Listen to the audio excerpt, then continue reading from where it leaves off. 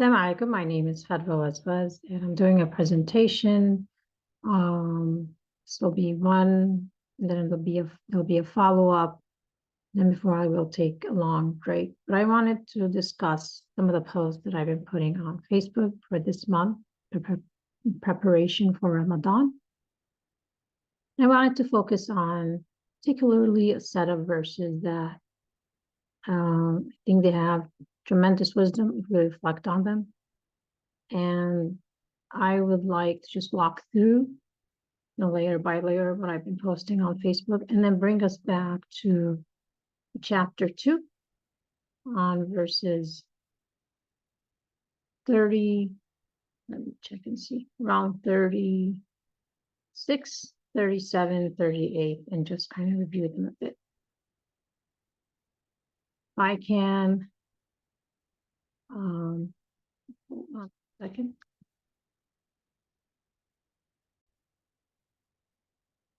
Yeah, I just stopped and tried to position it to where I need to begin the presentation.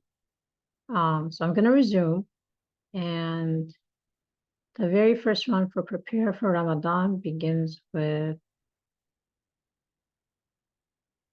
on February 22nd. And I'm going to begin with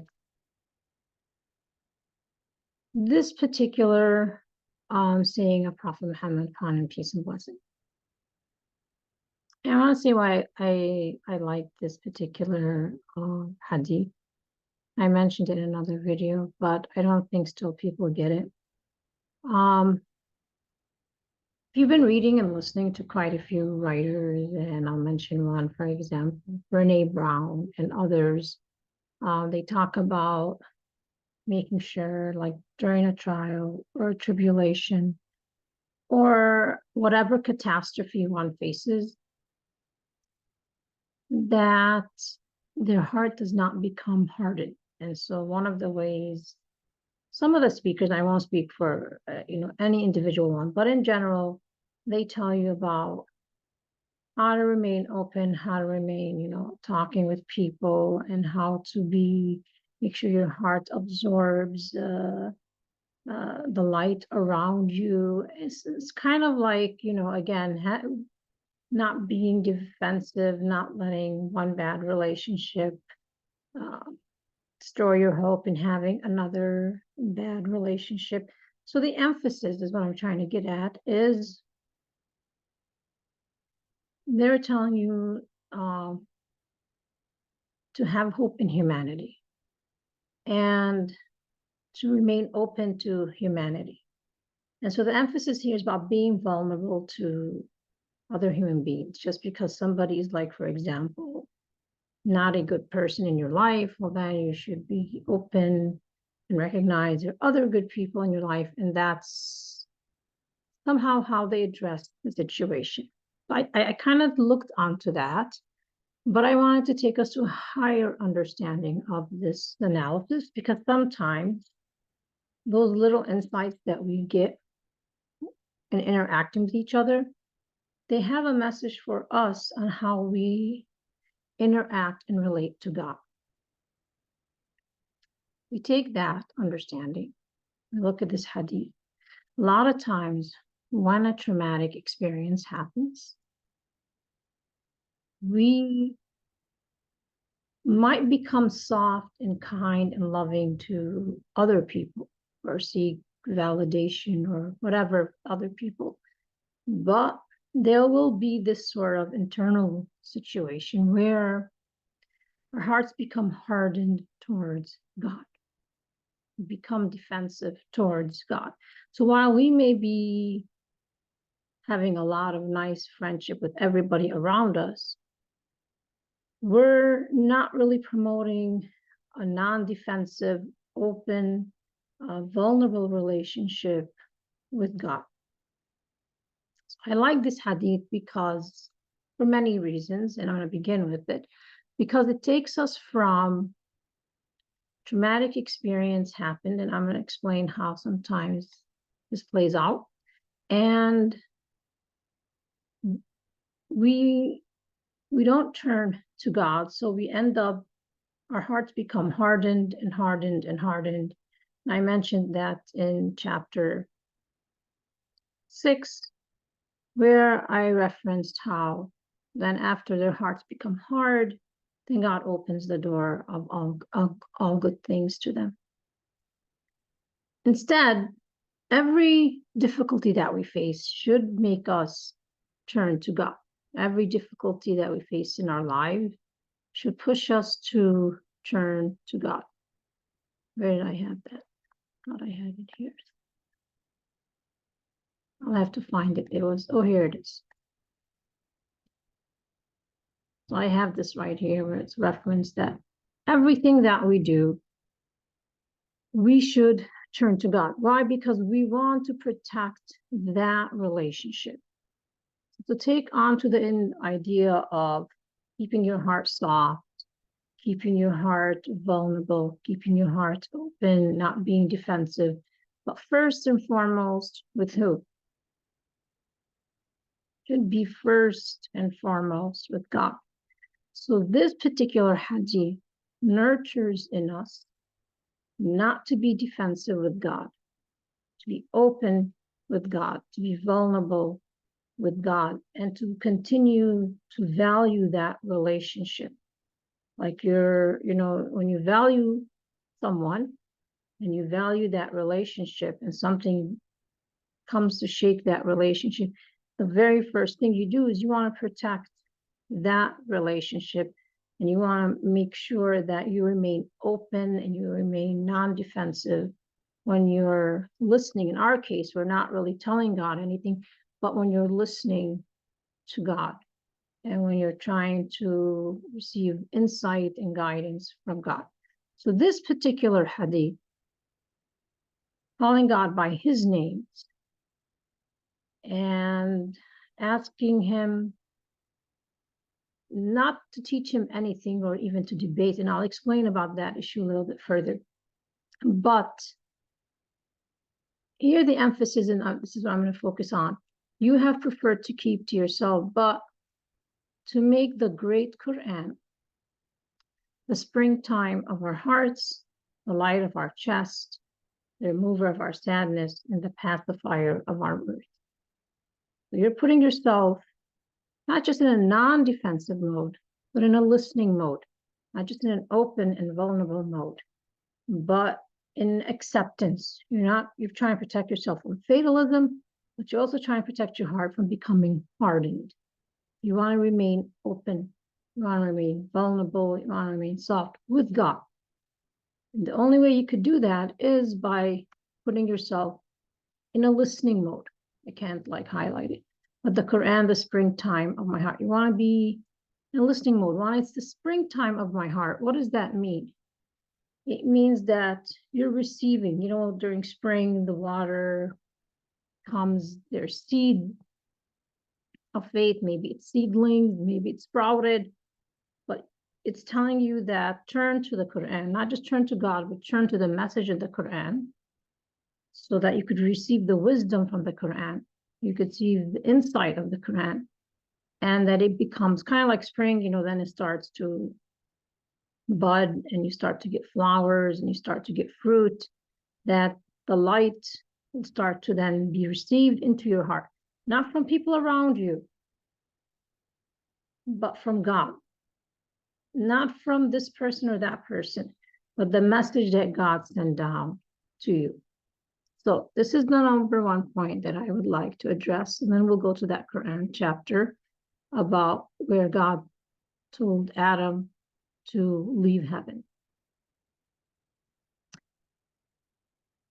As we prepare for Ramadan, I just want to briefly say that I have seen in general, like when people do something that they like or that they support, that they go out of their way to, for example, in a wedding, I've seen enormous amount of money being used to pay for their hair to get done, their makeup, their nails, and filed and everything. So I think as we're approaching Ramadan, we should review our notes on obligatory fasting, praying, makeups, the foundational pillars that are obligatory.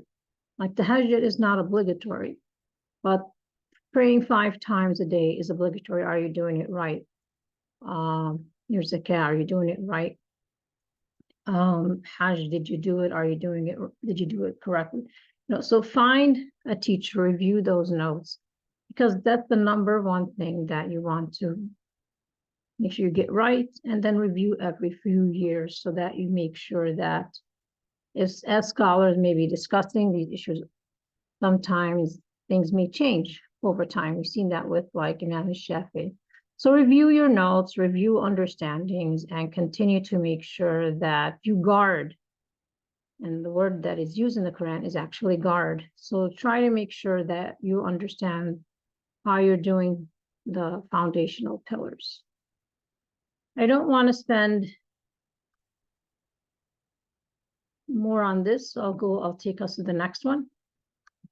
And I don't want to spend too much on this one, but I gave like an example of 4 situations and how we should let the bounty of thy Lord rehearse and proclaim. And as we are preparing for Ramadan, consider what spiritual nourishment our community will require in the coming months, both internationally and nationally. What misunderstanding or ignorance must be explained or dispelled.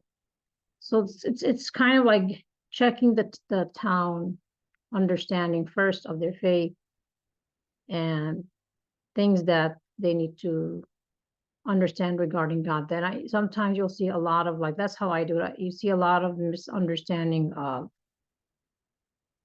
who God is and how to relate to God. And that's very important to fix and to remove the ignorance regarding how to connect to God. I don't want to go further on that, so I'm going to take you here. And one of the most beautiful names is Al-Wali. I have discussed more than once about Al-Wali in the story of Prophet Joseph.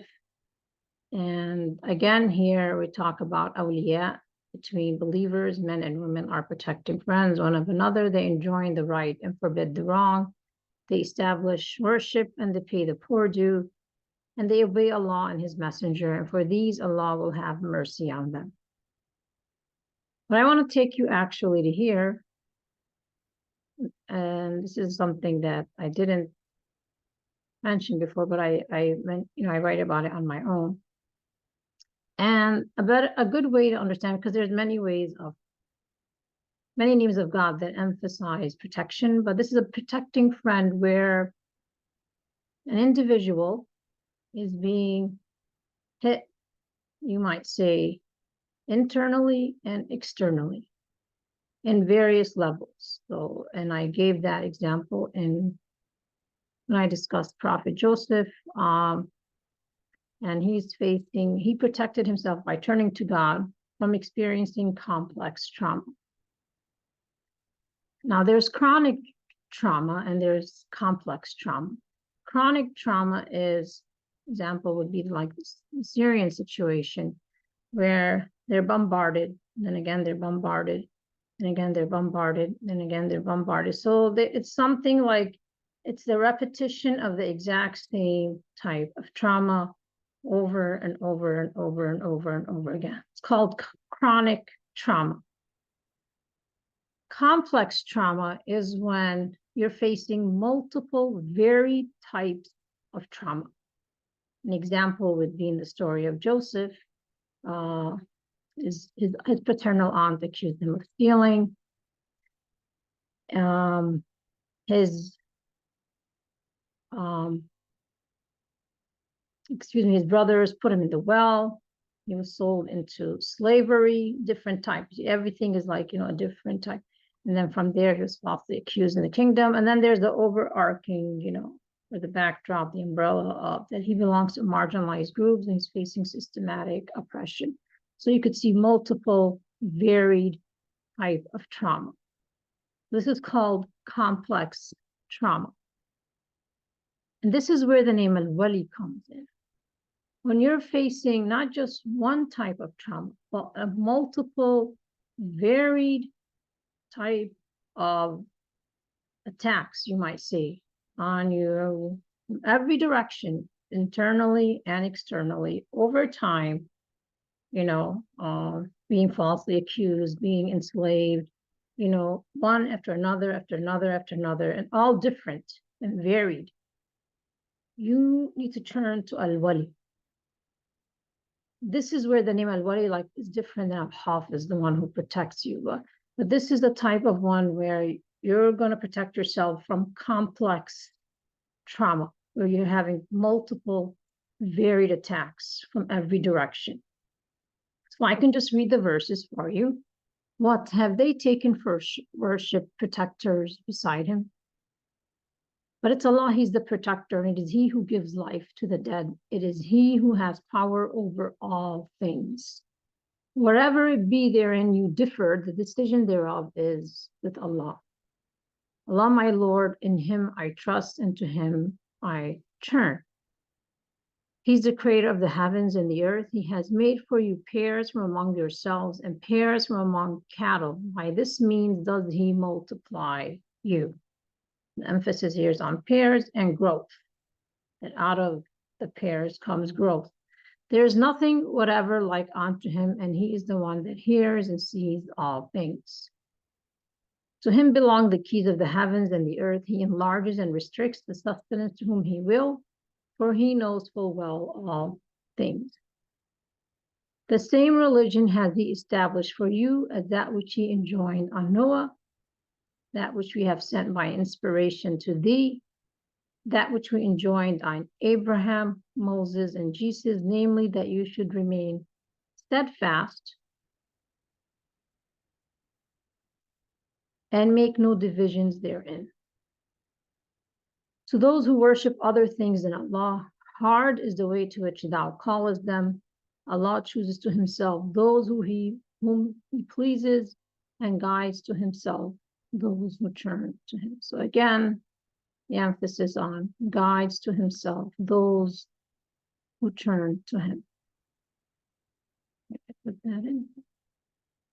Those who turn to him. Okay. So keep that particular point in, the difference that I mentioned, who Al-Wali is, just very briefly, but a different type of protection that is needed, and guides to himself those who turn to him. Now let's just go to the next one. And here I mentioned, here we're going to get into you're being attacked from various fronts.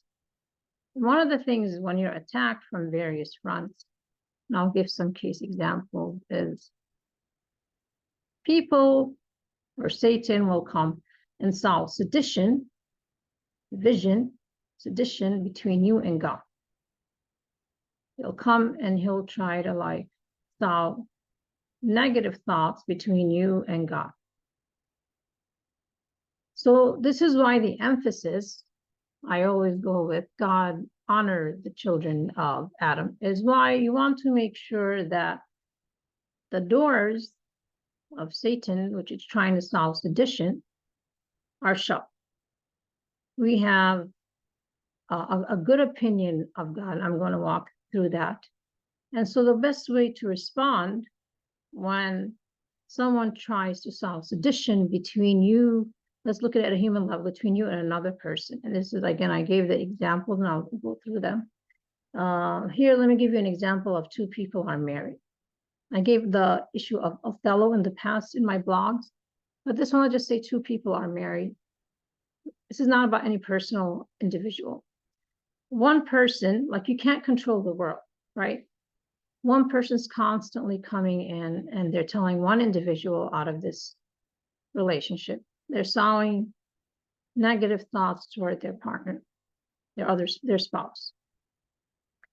And they're constantly, whispering negative things, sowing sedition, division between them and the other spouse. Now, over time, that individual, they keep listening and listening and listening. What happens is they start to then play out those thoughts onto their spouse. It could be like the man towards the woman or the woman towards the man. So they start to absorb that light around them or that insight around them.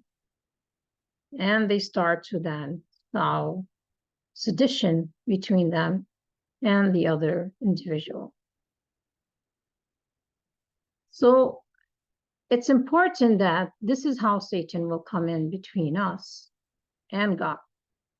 He will come and he will sow sedition, telling us, things about God that will make us not turn to God, or feed negative thoughts or negative opinion, or say things that will make us ask God to prove his love, or to prove he's merciful, or to prove he's wise, or to prove his knowledgeable. And this is where this sort of seed of division and sedition between us and God comes in. If I can just begin in this post, know they not that Allah knoweth what they conceal and what they reveal, and there are among them illiterates who know not the book, but see therein their own desires, and they do nothing but conjecture. Then woe to those who write the book with their own hands, and then say, this is from Allah, to traffic with it for a miserable price. Woe to them for what their hands do write, and for the gain they make thereby. And they say, the fire shall not touch us, but for a few numbered days. Say, have you taken a promise from Allah? For he never breaks his promise. Or is it that you say of Allah what you do not know? Again, so here's that issue of slowly the misrepresentation of God, speaking for God without consent. And I gave, just to give a scholarly discussion, presented this particular scholar. I like his actually commentary. He does a very good job, because his commentary is always like reconciles with each other, and he reconciles with the Quran. And when you listen to him, you could see the growth, understanding from one verse to the next, where he helps to shed light on how this verse, chronologically, how it, took humanity, like from having the seed of faith and then growing and growing and growing and growing. So he does a very good job of that. I would encourage you to listen to his commentary. It is in Arabic, but here's your chance to find an Arab and then discuss that with them. Sometimes trial teach us what not to do. This is what my point for this particular approach. Regarding God and his final messenger. For example, Islamophobia. What does Islamophobia do?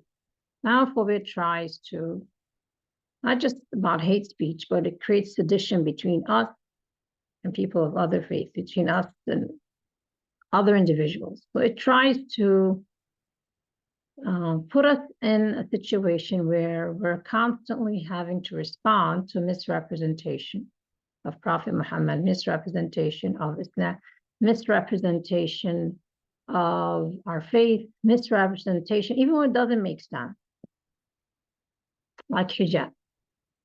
Like, come on, like, in your faith, every faith understands that it's modesty was part of their faith, and wearing covering was part of their faith, for men and women in some cases.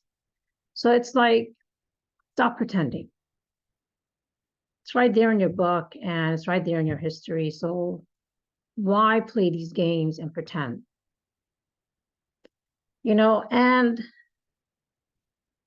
the other thing is that one of the things that Islamophobia that we've seen is the conjecturing, speaking for Muslims on behalf of Muslims, speaking for us and about us, without us. We understand. You see, we're seeing all of these are essential, teach us something very important.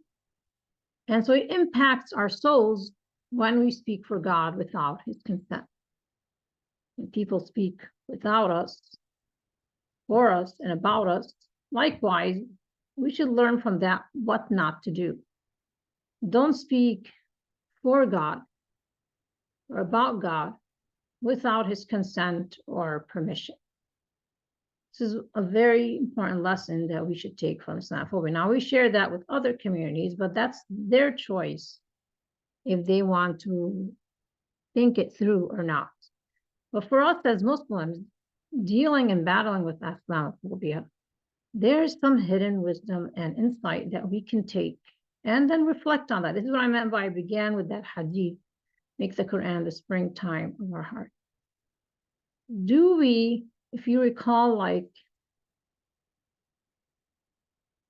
some of the ways that people were invited, some of the Muslims were invited on stage, they weren't invited to talk about Islam or what the message of Islam is or what the message of, you know, for example, the Palestinians, what is your message? You're put on stage always to respond to the misrepresentation of who you are, who your faith is of Prophet Muhammad. We have to prove Prophet Muhammad is not a womanizer. We have to respond to Prophet Muhammad XYZ. We have to say, you know, Islam is really, you know, you have to keep going. You're never really allowed to share the worldview of Islam. We're just there constantly responding to misrepresentation. And we talk amongst ourselves as Muslims that we get really tired of this and exhausted. And it's like we can't continually be on this cycle of having to respond to misrepresentation. After a while, you feel like if anytime someone says to you something about Islam and Muslims, you're just going to have to put us on there to respond to misrepresentation. After a while, you're just like, you know, I don't think we can continue to engage each other because it seems to be like there's something not right with you. We can understand that. This is some of the insights that we've received from Islamophobia. We acknowledge the harm of such actions when we say false or amplify stereotypes is another one about another group. But again, I talked about not saying anything about God. And then here I mention about some beautiful wisdom of Prophet Muhammad, upon him peace and blessings, where he was asked to judge between two people. And he acknowledged that he can only judge based on outside, observable and measurable realities. And sometimes a person who's a liar, they may be so good at lying, and they're not just going to stop at lying, whatever, you know, they're going to manufacture either evidence or they're going to, I have that in my book, they're going to come up with false witnesses or witnesses to come up with false testimony. You know, they're going to come up with stuff. They're going to be exceptional great liars. Like when we went to court, for example, and I said, you know, the individual brought people to bear false witness to particular events. He was such an exceptional liar. He brought people to do that.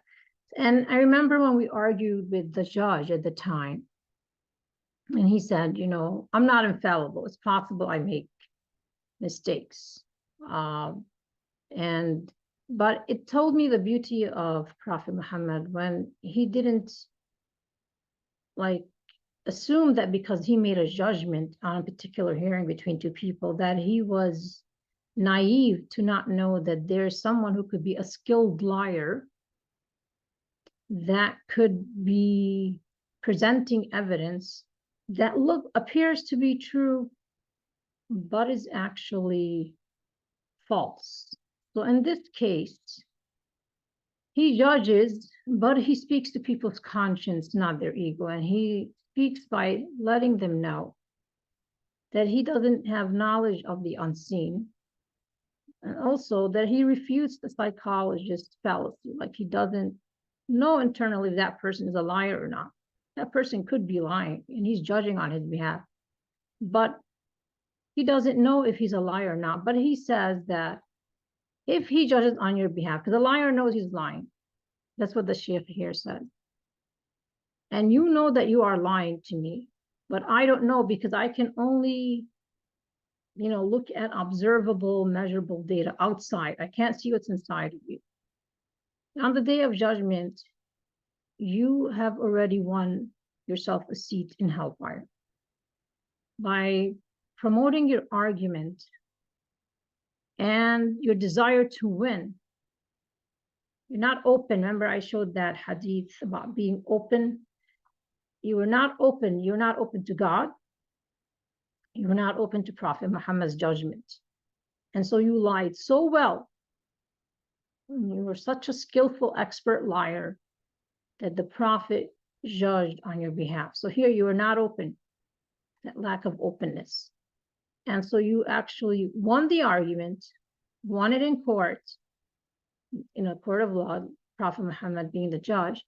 And on the day of judgment, you're going to have actually purchased yourself a seat in hellfire. I want to think about that hadith about being open and what happens when we're not open to God and we're not open to Prophet Muhammad, and we become very skilled at lying to such a degree that even Prophet Muhammad, forget people now, Prophet Muhammad, the purified guide, might judge on your behalf. Something to reflect upon why it's important, like that hadith, to be open. So I would encourage you to listen to the whole video by the scholarly commentary, because I think he did a much better job at explaining it than I did. In this particular situation, and this is getting to where part of being open to God, when you are like open to God, is people will come, and not just people, but like I'll give the example with being in heaven. They'll try to solve sedition between you and God. An example of that in current day terms is the earthquakes in Turkey. Then some rabbi said, well, this is a punishment, a divine justice. So somebody might be like dealing with this, and they have just experienced, the refugee, they're experiencing bombardment, and now a major earthquake. And they're listening to like this rabbi or other people, and they're starting to think like, what's going on here? We believed in God, we worship God, but now look at what happened. And other people will use terms like their heart is shattered, or you're broken, or they'll start sowing sedition, or you're disgraced, or shame, or whatever. And I'll give other examples here. But in essence, what they're really doing is they're not helping you turn to God, but rather they're sowing sedition between you and God. And so you're probably, as all of us will, it's very important to remind yourself when you're in trial, you're not the only one exclusively in trial and tribulation out of all of humanity throughout history, and even in this day and time. It's not just you. That many of us are struggling to make sense of our lives. Different appointed times. People will struggle with hope. They'll struggle with pain. They'll struggle with multiple types of problems, failures. This is all inevitable. This is the human experience. So one thing you need to kind of counter this attempt to create and foster sedition between us and God, or division between us and God, is to respond to yourself with the reverse of what those individuals are saying. So God honored the children of Adam in response to saying that, God left you to yourself, or you're on your own, or God doesn't care for you, or you're in despair. Just say God honored the children of Adam. And others who say this divine justice, or your heart is shattered, or you're broken, or whatever nonsense. Just remind yourself what the Quran is very clear about. This is why I make the Quran the springtime of my heart, is that all of us will face throughout our lives the human experience of pain, problems, failures, struggling with hope, struggling with our faith, until we build spiritual muscles, and our faith will become strong. So don't allow anyone, whether it's the jinn Satans or the human Satans, to try to sow sedition between you and God. Because during a traumatic experience or any like trouble or situation that you'll face, individuals will try to solve that sedition. So we're, instead of turning to God, you're actually turning away, because now you're thinking like, why is God doing this to me? Like, it's exclusively you. Like, everybody is like, not dealing with these very same human struggles and problems. Whereas the Quran teaches me and everybody is going through this human experience at different appointed times. And to also, the Quran gives us clear guidelines of how to continue to walk with dignity and respect. And here I just shared like a little song. Sometimes I like to use songs that help us to be inspired, that continue to walk in the light of God. Because the message is the heavens doors are open. So turn to God in that experience. Don't allow sedition between you and God to occur. Rather, turn to God. So remind yourself, you're on this earthly journey to learn about ourselves, and I'll talk about what that means here. Then to know God, turn to Him for guidance and assistance in our journey back to Him. Again, the doors of heavens are open.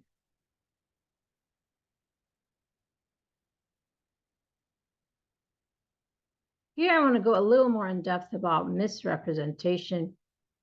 And I said, already some of it, that every trial has many layers of wisdom. You'll find as you're in the trial, like you're trying to write down your thoughts, and you write down your feelings, and you write down actions without commentary. And whatever question you face, you write it down. But don't answer it, just write it down. And then as you're reading the Quran, again, what you're doing here is you're nurturing an open relationship with God, an open relationship with the Quran. You don't want to be like that example I gave, where because you want to win to such a degree, you don't have that open relationship with God. So your heart now became hardened, and you became a skilled liar, and you won. And so God opens the door of all good. Even Prophet Muhammad, upon peace and blessings, will judge on your behalf, because you're not open. You're not open to wisdom. You're not open to faith. You're not open to the Quran. You don't want to have that defensive, I want to win relationship with God. And I'll discuss it in the following post. But here, just briefly, you can go to this post and read it more in detail, because I don't want to go in too much depth. The date is March 2023. I talked about the straw man fallacy. I talk about, like, at a younger age,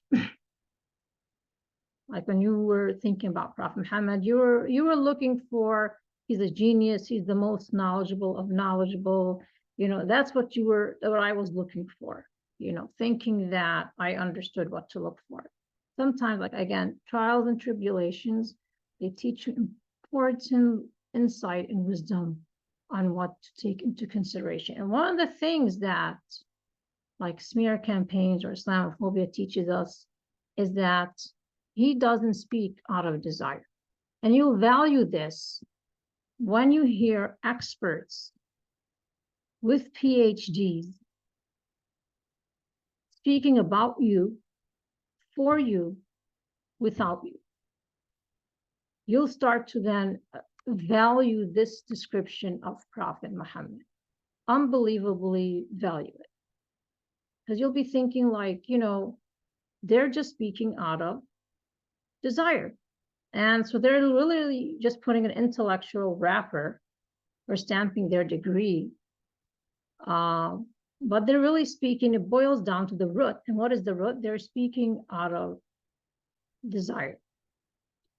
And you'll start to say, I can understand the beautiful insight of this description, having faced individuals who have these high degrees, and yet they're speaking about us, for us, without us.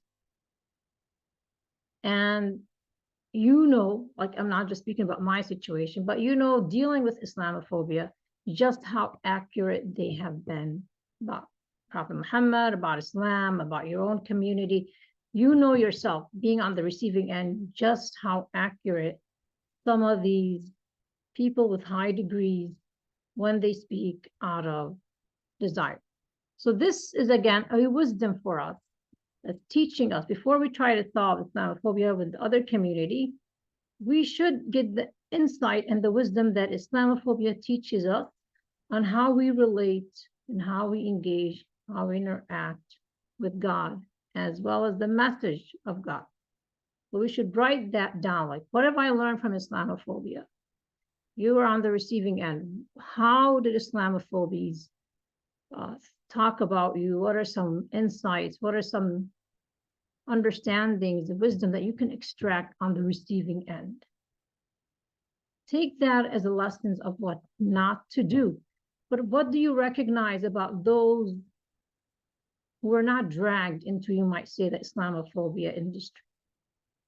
What was something that you can identify about their character traits, or how they acted, how they responded? Write that down, because you are going to use that for reflection when you read the Quran, and it's going to emphasize certain things to look for. And like for me, like I said, I think this was very, very eye-opening. He does not speak out of desire. Usually it's like, for example, during, like, we look at the Holocaust, you can easily like hype up and push everybody into a movement, like a mob. But those who like stood up and said no, they were like willing to see through that. Is there was that openness, even when everybody is turning against you, there was that openness. Now here, this is in relationship to other. What about in relationship with God? We know, and I'm going to give the next one, about how he doesn't speak about desire out of desire, even with respect to God, and many of us do. And so I just want us to emphasize that particular description, which is a very, very important description about his truthfulness again, and his honesty. And we know, like, if anyone who's claiming to be a prophet and they're not, the one thing they do is they would speak out of desire. So I talked about the straw man fallacy. I gave here an example from current day terms, like if you listen to just Bill Maher and Nicholas Kristof, allow Fox News to chime in, just look at a few of their reports and then write it down. Write down, what do you learn? How do they think? What is what type of, their argument? What is it about their argument that you see that is problematic?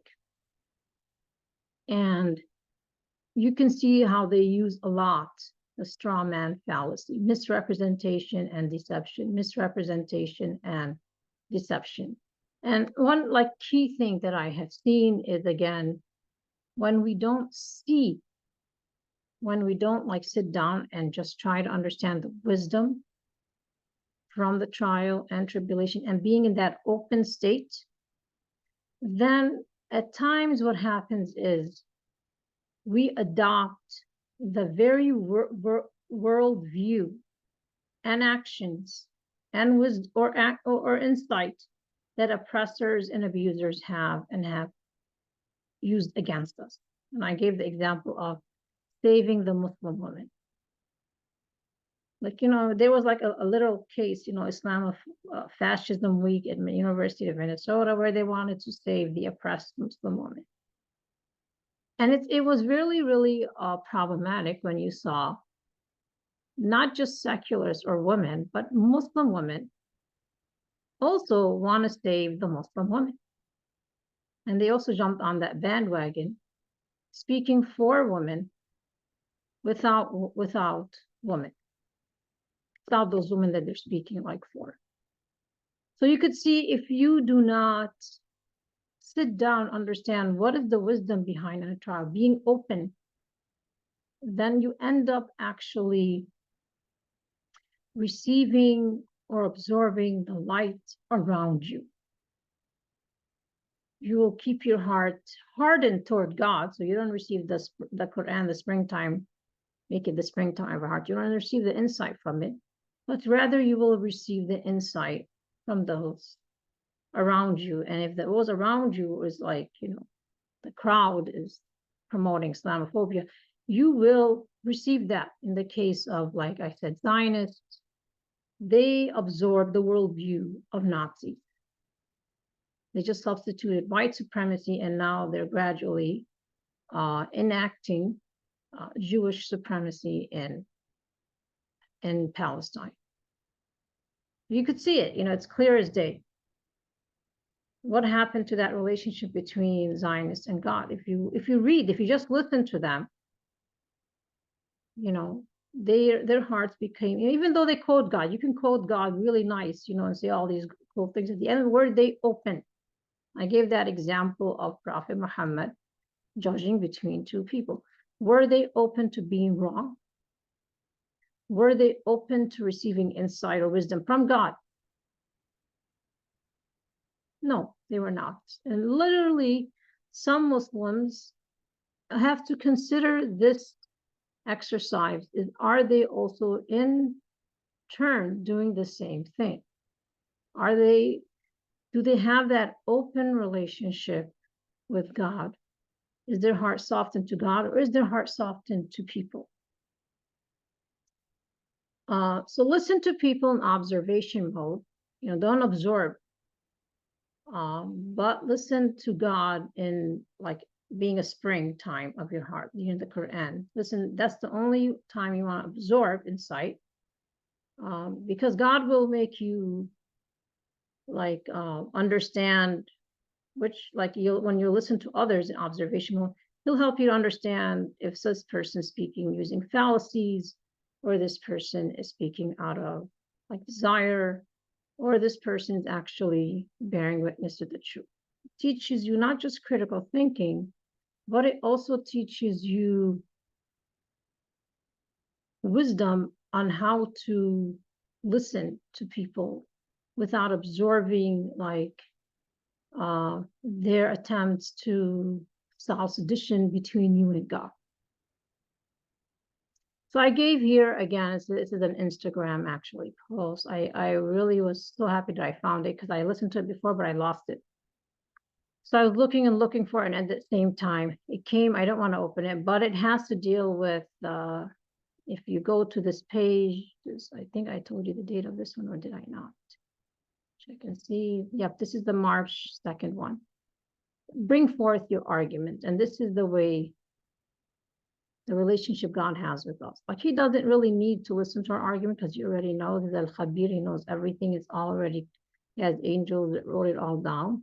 But this is a sign of, the emphasis here is that love is deeper than words. A manifestation of his love is he will ask you to bring forth your argument on the day of judgment. And if you experienced, like Joseph, for example, if we look at Joseph, if you experience time after time after time after time, multiple varied types of oppression, where you're silenced, and silenced by like his aunt, silenced by his brothers, they speak on his silence when he's enslaved, silence when the woman in the kingdom overpowered him, and it's continual, multiple, and then he was put in prison. If you're dealing with this multiple, but he's turning to God, he's not saying, becoming hardened and allowing sedition to come between him and God. Why am I experiencing multiple types of sedition? So bring forth your argument. Here Joseph remains open, his heart is soft. So as he's going through trial, his heart remains open to receiving insight, receiving wisdom, receiving nourishment from God. And those who don't, they will be asked to bring forth their argument. So make sure to prepare it, because you're going to be asked to present your argument before God. And all of creation is going to listen to all of these different varied type of fallacies and arguments that are baseless on the day of judgment, as people argue how they've allowed either their ego or others to sow sedition between them and God. So I'm going to take us now to an example, and this is a really good actually example if you listen to it through. And again, an example of keeping your heart open to God. So here, Prophet Muhammad, upon him, peace and blessings, like Joseph, he also faced multiple varied attacks, one after another, but it's not just from externally, people who don't like him, but also internally. And this particular one is about Arwa Jamil bint Harb. She's the sister of Abu Sufyan, the wife of Abu Lahab, uncle of Prophet Muhammad, upon him peace and blessings. She was false to herself and false to her people. Now, I chose her in particular because she was a very dangerous woman, and she was very skilled at misrepresentation, drama, and fallacy. And her voice, if you could say, was very hurtful and abusive, because it's very hard, like when someone's in trial, like we've just experienced with the earthquakes that impacted Syrians a lot. And on top of that, they're already facing bombardment, and then someone comes and says, this is divine justice. And it puts you like in a position where you're, like when you're at the, experiencing tremendous amount of pain, and then someone kicks you even more, and they try to sow sedition between you and God at that moment. Like, why doesn't, and would they use the words of God? Either they say God shattered you, or God broke you, or God deserted you, or, they'll use words to kind of like push at that very point into your mind to sow sedition. Now, this was a very, very beautiful response by Prophet Muhammad. And let me just explain. So here she's acting like Islamophobes, and I gave some examples of Islamophobes, calling, misrepresenting Prophet Muhammad, attacking his name, attacking him, and she's even writing poetry about him. You know how they did sometimes skits about Muslims, and she's going on and on, finding, kind of like on Saturday Night Live, they will do skits about Muslims. So she's finding happiness, she's finding joy in the defamation, in trying to disgrace him and trying to distort his teachings and his person. And her skills and her expertise, and I gave that example where Prophet Muhammad had to judge, because she was not open with God, again, spreading false news, distorting his teaching in any way she could. She claimed it was Satan that came down to Prophet Muhammad and not an angel. Like Fox News, she followed him in any news about Muslims and reported for us to shame, disgrace, defame, and deceive. So when the revelation stopped, now imagine you're facing this, and the revelation stops, and someone comes and says, God deserted you, or your Satan deserted you. At a human level, just try to just stop right there, because you'll appreciate how Prophet Muhammad responded, upon him peace and blessings, when you reflect on the issue, not just of misrepresentation here that I'm getting at, but sowing sedition between you and God. And this is phenomenal response by Prophet Muhammad. I don't claim to have, been there, but you can appreciate, if you know yourself, you can know others, and you could also know, we're on that earthly journey to know ourselves, know the prophets, as well as to know God. But he just stays silent and waits for God. Why is that important? Because one of the things we learn about Islamophobia being on the receiving end is misrepresentation. We get tired of people like putting us on live and say, do you believe Israel has a right to exist? They'll have just bombed Gaza and they'll say, well, what about Hamas wanting to destroy Israel? So you're putting on, like, trying to respond to all those misrepresentations, and you're never really allowed to speak about what your story is, what is going on, what is, in the case of Islam, what the worldview is. You're not really allowed to ever speak. You're just here to like constantly respond to misrepresentation. Another example I started this presentation with, two people like are married and somebody is sowing sedition to one partner. And this person comes and starts to become suspicious toward their spouse. And so they are now what? They are now turning against the other person. So they're sowing sedition. This person starting to like believe whatever rumors, whatever misrepresentation reach that person, and they take it out and start to enact it towards their other spouse. We see that in human relations. Either Islamophobia, like I said, the Holocaust, people start using misrepresentation, and they can turn people against each other. They can turn spouses against each other, turn families against each other. But here, it's very an attempt to turn Prophet Muhammad against God, sowing sedition. You know, when you're really in pain, you're facing multiple varied types of attacks, and now you're coming, and here's this an aunt, and this aunt now, she's not just somebody like far away, but somebody who her two sons were married to his two daughters, and they divorced the daughters. We welcome them back. So there is that, you know, relationship there. There's history there. There's relationship. And she's coming to him and saying, God deserted you. Sometimes, you know, or we're facing that very difficult trial and someone comes and just throws that onto us. God deserted you. Your Satan deserted you. But he just remained silent. But more importantly is he didn't go and like question God and say, you know,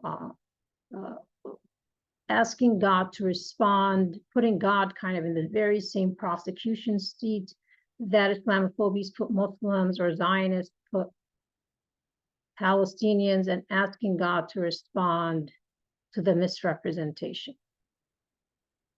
He just stayed silent. He continued to have, in that particular moment, a good opinion of God. But more importantly, he did not bring that sedition from outside in his relationship with God. He kept that sedition out.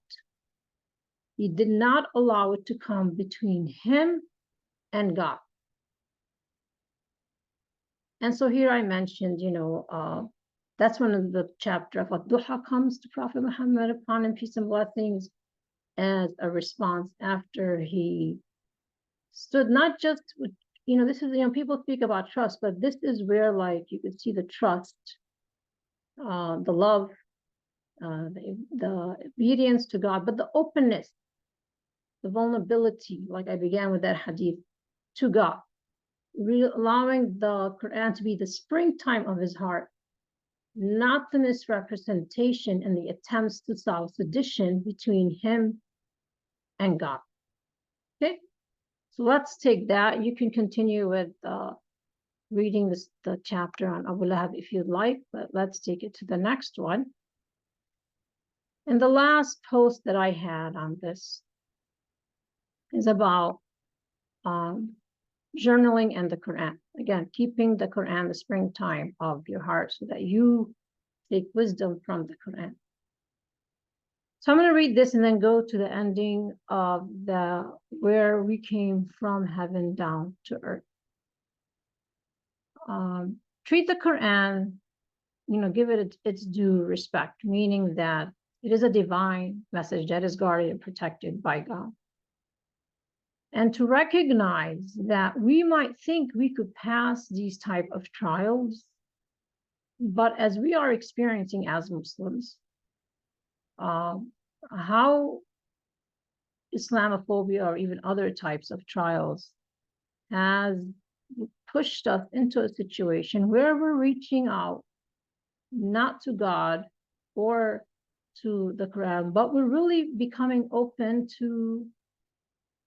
It's not again like being like you don't take advice or you don't reach out about certain things, but we're opening ourselves at a vulnerable level to gaining insight, compassion, guidance, support from people where that insight contradicts the Quran and it can be harmful, especially to one's soul. So we must recognize and accept that people may seek empathy and validation in wrong places. So what happened like to Prophet Muhammad, or I gave like in the example of Prophet Joseph, where it was, they remained open with God, but they were not like getting the guidance that they like when it deals with faith from the wrong people. Like because people are going to be sowing sedition between you and God.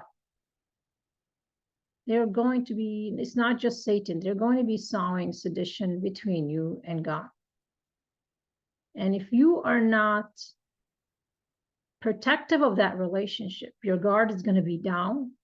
You're going to be absorbing because you're seeking compassion, you're seeking support based on the attacks that you're facing from every direction. You're going to be opening your soul, not to the divine message, but you're going to be opening it to the wrong people. And some of the things is that they will claim to have knowledge that they do not have. And they will speak out of desire. While they may be Muslim friendly, they might say things that are actually harmful to your soul. But more importantly, is they might start to sow sedition gradually between you and God. So that you're not turning to God in all your affairs.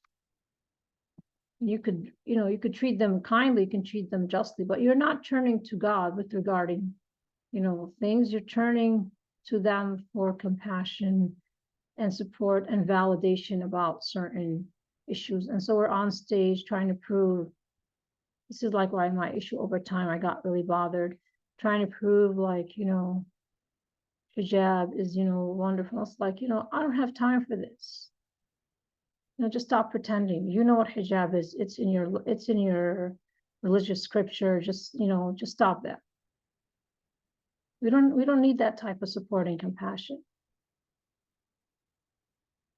And so here I'm giving the angels as God a question, seeking guidance. However, notice they don't answer their question. So as I said, as you're journaling with the Quran, don't answer your question. That's conjecture and rationalization. So again, you want to make sure to protect that relationship, not just from people outside, but also from your own ego. If you have a question, note it down, write it down, and look to the Quran, not to your ego as a response. It's not just outside people that may actually that harm you, but it also might be your own ego that might harm you. So that's conjecture and rationalization. So on some matters, we can ask God, but we should learn from this passage not to answer our own questions. And the passage begins again, behold, thy Lord said to the angels, I will create a vicegerent on earth. They said, will thou place therein one who will make mischief therein and shed blood? While we do celebrate thy praises and glorify thy holy name. He said, I know what you know not. And he taught Adam the names of all things. Then he placed them before the angels and said, tell me the names of these if you are right. They said, glory to thee, of knowledge we have none. Look at their response, because we're asked to model that response. Save what thou hast taught us. In truth, it is thou who art perfect in knowledge and wisdom. Now, in comparison, again, we don't just want to be careful about other people, but we also want to be careful about our own ego. What does Satan do? Satan was in the company of angels. He was not in the company of Islamophobes. He was in the company of angels. So he asked God a question, just like angels asked God a question. But if we do a comparison, it led to his loss. Why? He was not open. Remember that hadith I began with. He was not open to God. All this time he's worshiping God, but he was open to his ego. He was not open to God. And so he started to question God's wisdom. And he didn't just question to God's wisdom. I had another previous video on, God humiliated me, God honored me, how he started to now go from questioning God's wisdom, questioning God's knowledge, speaking out of desire. That's what ego does. You speak out of desire. And the important thing I want to stress here is, as I move to the Quran, try to solve sedition between God and humanity. And you will find them ungrateful. So he attempted to solve sedition, and I will show you, and I will come to them from here. He's trying to convince God that humanity is ungrateful. It's kind of like I said, remember that relationship with two people where individuals are sowing sedition between my husband and wife. Or with Islamophobia, they're sowing sedition between you and non-Muslims. Or, in Palestine, that sowing of sedition. Now, how does God respond? And I just showed an example of how Arwa, the Prophet Muhammad's upon him, peace and blessings, aunt, tried to solve sedition between him and God. Now, how does God respond? And this is from Dr. Ramadan Muti. He responds by kicking him out. He kicked him out for humanity. I say love is deeper than words. So when Satan tried to solve sedition between God and humanity, like trying to turn God against humanity, they're ungrateful. I'm going to prove to you they're ungrateful. And he kicked him out. He became accursed because he was here now sowing sedition between God and humanity. And when Arwa tried to solve sedition between God and Prophet Muhammad, Prophet Muhammad modeled to us, this is how you should respond. Most of us don't respond that way. We all, like I said, experience trials, tribulation, issues. And at times it becomes painful because someone will say, you just experienced a horrific earthquake, and they'll say this is divine justice. They'll say it was spite and happiness. And so they're sowing sedition between you and God. Just like his aunt came to him at that moment, she's sowing sedition, your Satan deserted you. Sowing sedition.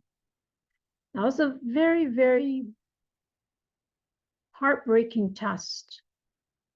But he modeled to us not to take that sedition or that misrepresentation of God, or people who try to sow sedition between you and God, and as God, put God on the stand to explain these questions or these misrepresentations.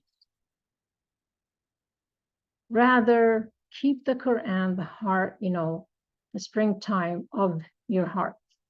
Focus on that divine message. Let God speak about his worldview, just shut him out. Don't ask for an explanation from God about that. Just let God tell you about his message, who he is, his names, and don't turn away from the guide. Don't turn away from the guide. So keep your heart open to God. So don't travel alone on a way you haven't seen at all. We're all going back to God. And you don't know, because we have to go over a bridge. And one of the things that will happen as we go over the bridge is if people can win in song sedition between you and God on earth, you will not be able to cross that bridge and enter heaven. So you want to make sure to guard that relationship. And I gave that example of Prophet Muhammad guarding that relationship, and to the degree of pain and heartbreak that he guarded that relationship, and he did not bring that sedition into his relationship between him and God. Like when Satan told God, humanity are ungrateful and song sedition, God didn't turn to Adam and ask him, prove to me you're grateful. He said, enter heaven and enjoy heaven, so he did not allow that sedition between us and him. He kicked out Satan, and Dr. Angambuti, he kicked him out for you, out of love for you, humanity. He kicked him out. Now, how do we respond when Satan sows sedition? And I gave some human examples between you and God. And how do you respond? Remember, we all have these trials and tribulations. They carry wisdom and insight of what not to do. But we always focus on winning or removing the trial instead of first take the lessons in the trial there. How do you respond in that relationship with God? Do you allow that sedition to come between you and God? And this is, here I got it from Dr. Sheikh Sharawi, where he said that the crime, or not the crime, I should say, astaghfirullah, the issue, the neglect or the misjudgment that Adam did was he allowed Satan to sow sedition between him and God. He kind of he didn't go and ask God, but he listened to him. And in listening to him, he tried to kind of put in him deception into his heart, and he was not on guard for that. So he took, if you will, insight or understanding from someone who's an enemy of God. Now I'm saying somebody who knows, that they were there with the angels, they received the truth, they know the truth. And here we were talking about enemy is not an ignorant person. We're talking about arrogance, not ignorance. Someone who doesn't know God, that's ignorance. We're talking about arrogance. He knows the truth. Remember, I gave the example of the skilled liar, but he's hiding it. And he's such a skilled liar that he convinced Adam to listen to him. And he already started to sow sedition by convincing him something that is harmful to his soul. And so why are we here on earth then?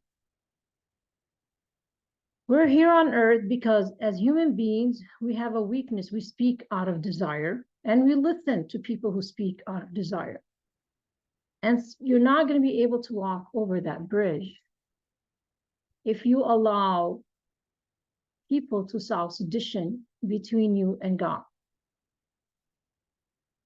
If you allow people to sow sedition, for example, if two people are married, okay, to go back to that example. And if one person, they allow sedition, and constantly listening to rumors or misrepresentations of the other person, that relationship is just going to fall apart. you're not going to be able to live in peace together and coexist. Likewise, what are we learning from Islamophobia? If people are constantly misrepresenting, and people listen and listen and listen, you're not going to be able to coexist in that type of environment. Same thing like in Palestine. People are constantly like, misrepresenting, and they're seeking, Jewish supremacy.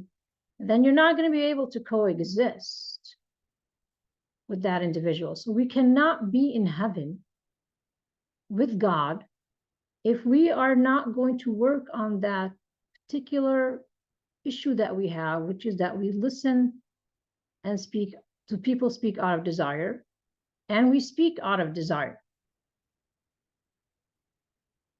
If we listen to people that speak out of desire, we will end up allowing sedition to come, and then we will end up starting to question God's wisdom and then ask all of those questions that are going to be thrown in our heart, thrown in our mind, and we are going to be nonstop questioning God.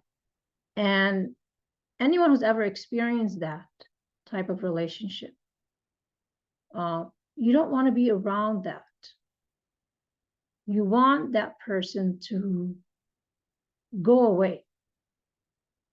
And we saw with Prophet Muhammad, upon him peace and blessings, and when I gave his aunt, example of his aunt trying to sow sedition between him and God. He didn't allow that sedition to come between him and God. Our stay here on earth has to teach us that.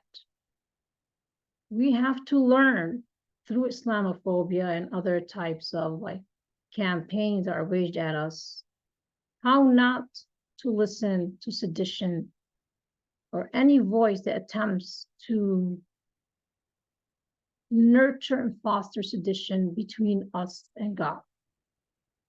God kicked out Satan for us when he tried to sow sedition, and he didn't question us and asked us to prove our gratitude. He accepted us, as we are the human individuals in heaven. But we have to learn from this earthly journey and human experience. It says here, get you down, all you people, with enmity between yourselves. You have to learn through these experiences. You have to learn through these trials and tribulations how not to relate to God. On earth will be your dwelling place and your means of livelihood for a time. Then learned Adam from his Lord words of inspiration, and his Lord turned towards him, for he is oft-returning, most merciful. So he's learning here about God as oft-returning, most merciful. And we said, get you all down from here. And if, as is sure, here he's emphasizing, it is sure, there comes to you guidance from me. So he's not leaving you all, deserting you. He's putting you down here. There's a purpose and a divine wisdom for us to be on this earthly journey. Whoever follows my guidance, on them shall be no fear, nor shall they grieve. We learn from these things like Islamophobia or the Holocaust or others, what not to do, but not just with others, but also with our relationship with God, how to be open with God, how to make sure that we're turning to God always for guidance. This is why the emphasis on Fatiha 17 times a day, how to keep turning, not just a one-time event, but again, you're constantly turning to God for guidance, and how to make sure not to allow sedition to come between you and God.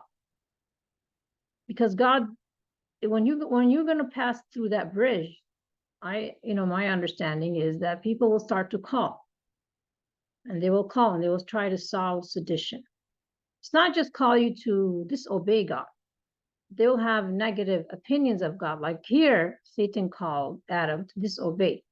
God forgave Adam because Adam still turned to God for forgiveness and turned to God for mercy. But he remained open. His heart remained open. But some individuals, again, like I said, the trials can be multiple and they could be varied and they could be over time.